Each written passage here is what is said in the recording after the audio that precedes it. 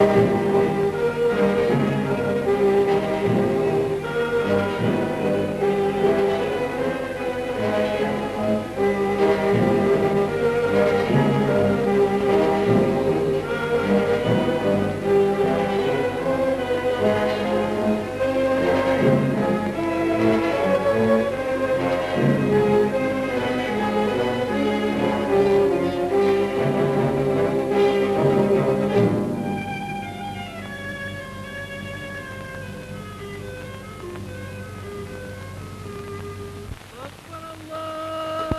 pied de l'Atlas, au Maroc, la petite ville s'éveille.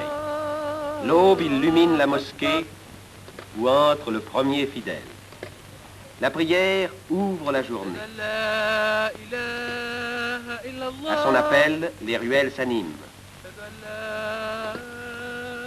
Déjà, les femmes se mettent en route pour chercher l'eau. C'est par l'eau que la vie peut naître sous ce climat brûlant. Et c'est une eau qui vient des neiges pour animer dans la petite ville les hommes, les bêtes et les choses. L'eau, c'est la mère des fontaines, celle qui crée les gestes nobles et utiles.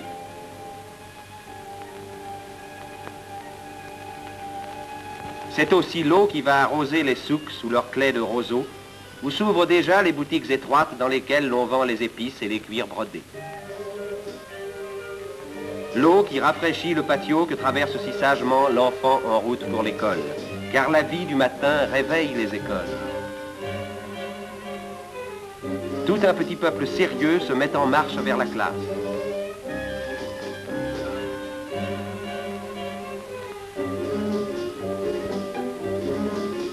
Enfants arabes et puis enfants français. Ils arrivent parfois en un pittoresque équipage.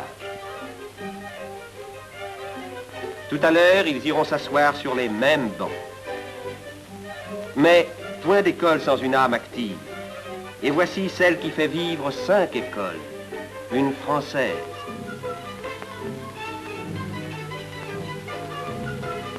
Son exacte sollicitude prend soin de tous.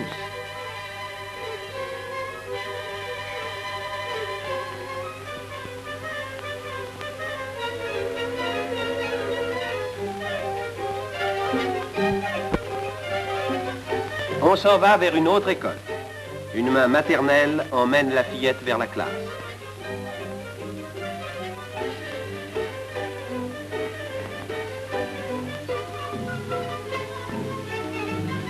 La maîtresse est là, qui attend la nouvelle venue. Une Française aussi, toute jeune, heureuse d'avoir cette pittoresque et docile famille. Défilé calme et travail sérieux.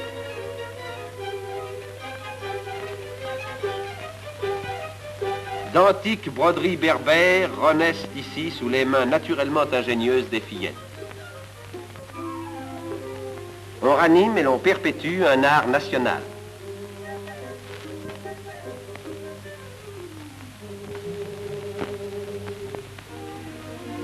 Et ces écoles ne sont pas moroses, on y chante aussi. Qui chante aime la vie, et qui aime la vie aime l'action. C'est pourquoi, d'un geste si vif, l'animatrice des écoles monte à cheval et part d'un bon trot pour le bled. Une mère de 4 enfants, dont le mari, instituteur, glorieux sous-officier de Goumier, est tombé devant Marseille. De son vivant, c'est lui qui faisait ce métier d'animateur. En vraie Française, elle a pris la noble tâche. Elle continue l'œuvre. Elle veut rester là comme un souvenir et comme un exemple. La fidélité et l'ardeur à la tâche, partout, inspirent le respect, ouvrent les âmes. On le voit bien par l'accueil si charmant de cette école coranique. C'est là qu'on épelle le Coran, c'est là qu'on enseigne la foi. Le maître prononce un verset inscrit sur la tablette. Les enfants répètent en chœur. Le maître scande la cadence avec sa baguette flexible. Redoutable instrument qui inculque à la fois le rythme et la sagesse. Car c'est aussi avec la baguette de bois qu'on gaule le fruit de sagesse, l'olive brune.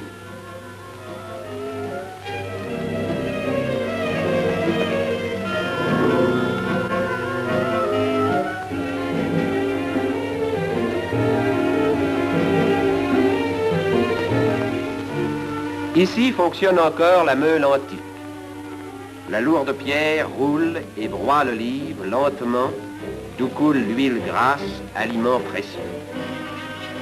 Les procédés du bon vieux temps n'excluent pas la vie moderne. Comme tous les bons Marocains, ces blédards aiment les voyages. Le car arrive, il brinque-balle avec ses voyageurs en grappe qu'il secoue sans ménagement. Il vient de loin, tout poussiéreux.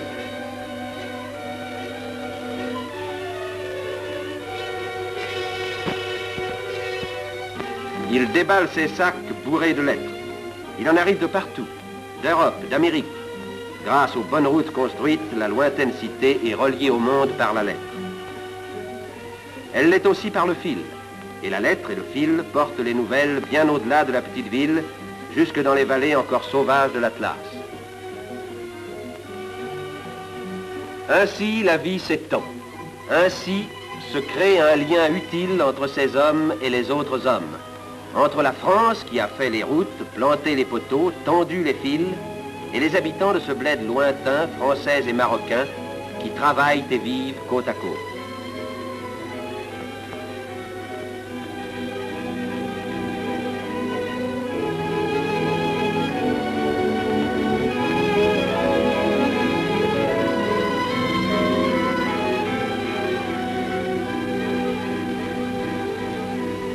De ces travaux et de ces vies associées, voici le point vital, le centre symbolique, la belle demeure moderne avec son parc et ses bureaux.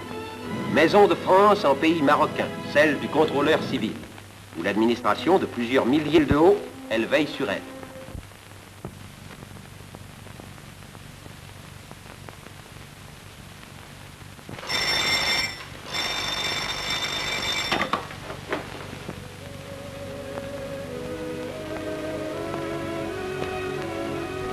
Le contrôleur laisse son bureau pour aller rendre la justice.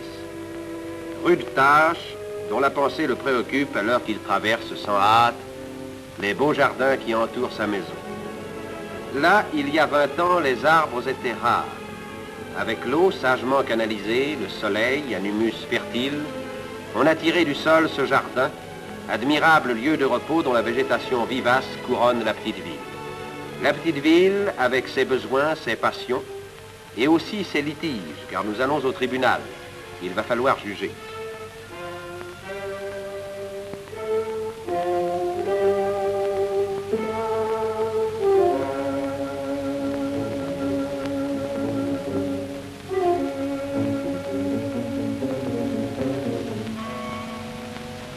Ce tribunal, on l'appelle le Mejles.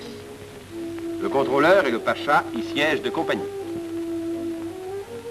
Voici l'accusé, la mine basse.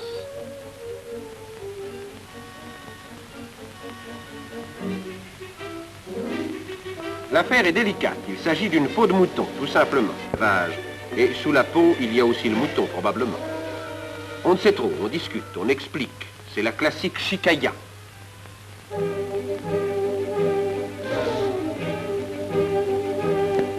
Le pacha et le contrôleur, qui s'y connaissent, écoutent, froncent le sourcil, se font une opinion. Ils y ont du mérite. Faire la part du vrai au milieu de tant d'éloquence, car le Marocain est fin et beau parleur, c'est une tâche difficile. La vérité pourtant finit par apparaître. Sentence. L'accusé est vraiment coupable. Rien qu'à le voir partir, sombre et farouche, on en reste persuadé. Et dehors, la vie continue. Une vie simple, naturelle. Beni Mellal, blotti au flanc de la montagne, est une cité campagnarde. Les potagers et les vergers qui s'abritent aux pentes de l'Atlas lui envoient leurs fruits, leurs légumes. L'oignon succulent, la fève grasse, la tomate juteuse, le piment rouge, et le citron et la grenade, fraîchement cueillis du matin au milieu des feuillages humides. Toute la montagne descend, la montagne pastorale où pâturent d'immenses troupeaux de moutons.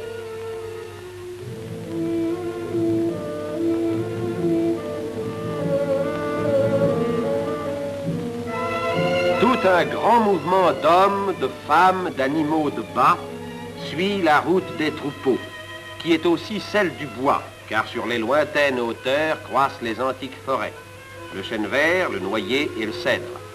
C'est de là qu'à Beni-Mellal viennent les bois de construction.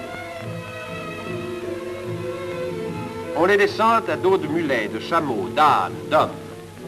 Le contrôleur des eaux et forêts les vérifie et y pose sa marque, après quoi les grandes poutres s'en iront vers le souk.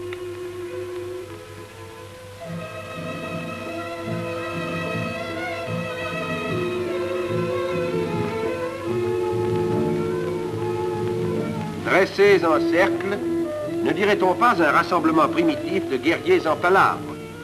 Mais aujourd'hui, le pays est très pacifique, et ce peuple guerrier se tourne vers d'autres travaux que ceux des armes. La vie l'appelle. Cette vie que les belles eaux captées dans la montagne ou prises à la source vont apporter à ces jardins.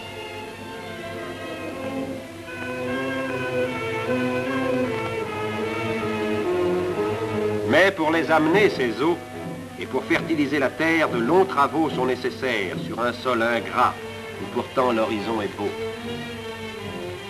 À ces travaux, la présence des chefs, le pacha et le contrôleur, est chaque jour indispensable. Il faut diriger, conseiller, exiger, être la pensée vigilante, incarner une foi et un espoir. Les hommes passent et s'éloignent. La pensée reste. Cette pensée agit. Et la voici à l'œuvre. Là où circule encore la charrue primitive attelée d'un cheval et d'un chameau, vient de surgir le tracteur à chenilles, le char de combat des labours, puissant défricheur de ces landes incultes où demain va pousser le blé nourricier.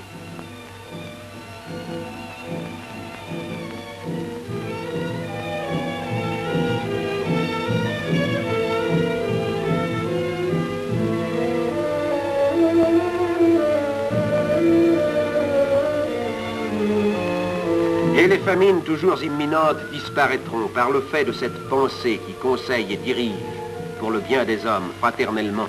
Là où ne poussait que le doum et le jujubier sauvage, le soc de la machine creuse. Et creuse à fond, suivant un grand plan de travail, où le sillon prévu aura pour semence l'eau vivifiante qu'on lui prépare dans la montagne. Car on va barrer là-haut des vallées dont cette pensée prévoyante a déjà dessiné les figures futures. Paysages créés pour la vie, savantes constructions qui règlent la nature, travaux de jeunesse et de jeunes hommes. À cette œuvre, en effet, il faut l'ardeur de jeunes hommes, tel celui-ci, l'ingénieur en chef dont le visage volontaire respire l'intelligence et la ténacité. Il en faut pour barrer et pour percer une énorme montagne. Au caïd, venu de la plaine, l'ingénieur en chef explique le plan des travaux. Ce plan, on l'a tracé là, à travers les rocs, les buissons, dans un décor sauvage.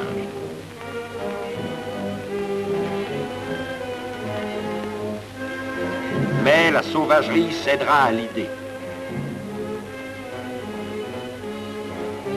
La pelle, le pic et la mine auront raison d'une nature hostile et jusqu'à ce jour indomptée.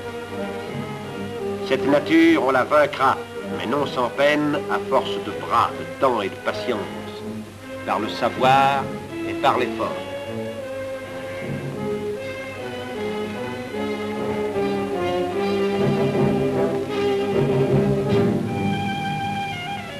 Un lac naîtra, un lac aussi vaste que le lac d'Annecy. Il naîtra, enfanté par le geste ancestral des hommes, le geste bâtisseur du sédentaire, comme du pasteur qui dresse sa tente dans les solitudes, la tente noire des tribus pastorales qui nomadisent sur les hauts plateaux.